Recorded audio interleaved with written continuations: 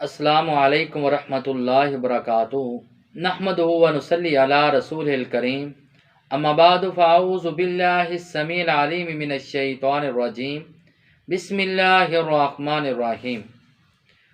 انسان اگر اچانک مصیبت سے، تکلیف سے، آفت سے بچنا چاہتا ہے کہ مجھ پر کوئی اچانک مصیبت نہ آئے، تکلیف نہ آئے، آفت نہ آئے، پریشانی نہ آئے، تو اس سے بچنے کا بھی ہمارے پیغمبر علیہ الصلاۃ والسلام نے طریقہ اور سلیقہ اور دعا بتائی ہے۔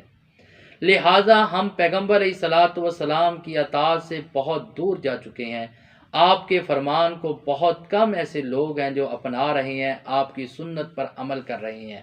لہٰذا آج جس طرح ہمارے حالات ہیں، اچانک کبھی کسی پر کوئی مصیبت آ جاتی ہے، کبھی کسی پر کوئی پریشانی آ جاتی ہے، تو نبی کریم صلی اللہ علیہ وسلم نے سنن ابی داود میں بھی حدیث موجود ہے، اور جامع ترمذی میں موجود ہے، اور مسند احمد میں بھی حدیث موجود ہے کہ رسول اللہ صلی اللہ علیہ وسلم نے فرمایا کہ جو انسان صبح اور شام یہ دعا تین مرتبہ پڑھ لیتا ہے،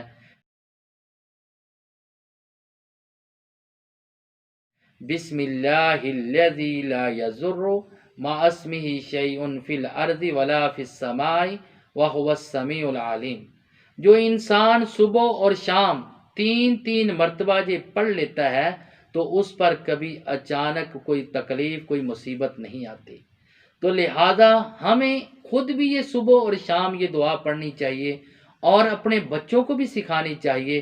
ہم دوسرے طریقوں کی طرف تو بہت بھاگتے ہیں، جو ہمارے پیغمبر علیہ الصلاۃ والسلام کا بتایا ہوا طریقہ ہے، ہم اس سے بہت دور جا چکے ہیں۔ یہ کلمات، یہ بات اس آدمی، اس شخصیت کی زبان سے نکلی ہے، اور جس سے ہمیشہ صداقت اور سچائی ہی نکلی ہے۔ فرمایا اس کو کبھی بھی تکلیف، کبھی بھی آفت اور کبھی مصیبت اچانک نہیں آئے گی اور اس پر لاحق نہیں ہوگی جو انسان یہ دعا پڑھتا ہے۔ اللہ تعالیٰ سے دعا کہ اللہ تعالیٰ ہمیں تکلیفوں اور مصیبتوں تمام سے محفوظ فرمائے۔ وما علینا الا البلاغ المبین۔